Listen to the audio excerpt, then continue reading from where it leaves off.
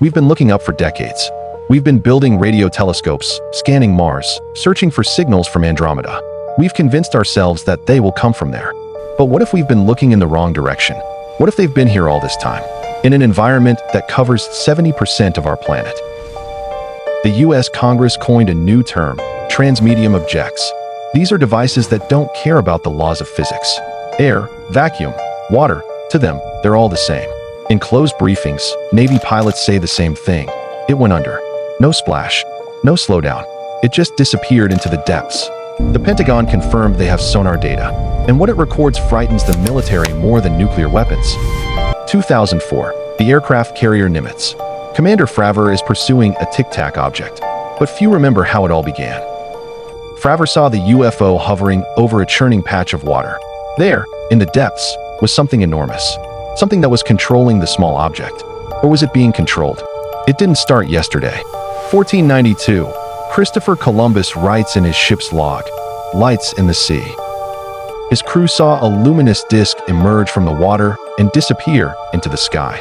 Sailors have seen these wheels of light beneath the keel for centuries. 1967, Canada. Dozens of witnesses see a huge object fall into the bay. Everyone thinks it's a plane crash. Navy divers descend to the bottom. They expect to find plane wreckage, but what they find is nothingness. The object didn't crash. It simply floated underwater while people on the shore prepared a rescue operation. Let's talk about speed. The best nuclear submarines reach 35 to 40 knots. The fastest torpedoes reach 200. These objects are detected at speeds of 400, 500 knots. Underwater, it's impossible. Water is a solid wall.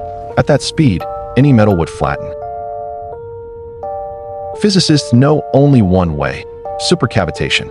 They create a gas bubble around the hull. They fly through the water without touching it. During the Cold War, Soviet submariners encountered this face-to-face. They called them Quakers. They made a sound like a frog croaking and circled around our submarines. The commanders reported, "The object is performing maneuvers impossible for NATO equipment." They played with us like children. The order was, "Do not open fire," because the retaliatory strike could have been instantaneous. The ocean is transparent to sound. They hear every propeller we operate, every engine start. We are like the palm of their hand. But where are they going? David Grash, an intelligence officer, hinted they might have a production facility right here. There's a theory circulating online about a giant mobile base in the Atlantic, a mothership that crawls along the seabed and deploys drones. Magnetic anomalies near Puerto Rico. Disappearances. This is their territory. One anonymous engineer claimed he'd seen their ships. They don't weld metal. They grow it.